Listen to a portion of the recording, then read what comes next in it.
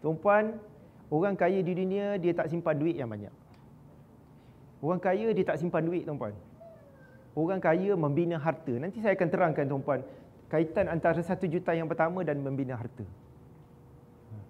Kalau tuan-puan pernah dengar satu istilah, savers are losers. Orang yang menyimpan adalah orang yang rugi.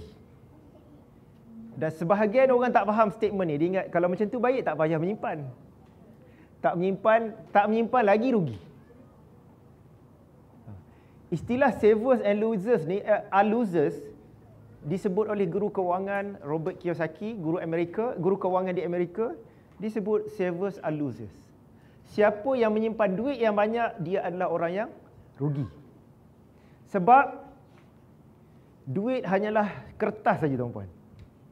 Duit hanyalah sekeping kertas. Ada tak? Oh, saya tak bawa. Kita pun dah tak bawa duit kan? Kita bawa duit dalam phone kan? Duit hanyalah sekeping kertas. Dan nilai duit bukan melekat pada kertasnya. Pada kertas tu tak ada nilai. Dia bernilai sebab jaminan kerajaan. Kertas ini sah diperlakukan dengan nilai. Sebenarnya duit tu sendiri tak bernilai, tuan-puan. Dia hanyalah sekeping kertas. Dan perlu ada jaminan sebab kerajaan bagi jaminan, sebab itulah kertas tu bernilai. Dan jaminan kerajaan tertakluk kestabilan ekonomi dan politik. Mana-mana kerajaan bila ekonomi dan politik dia tergugat, nilai duit kertas hilang.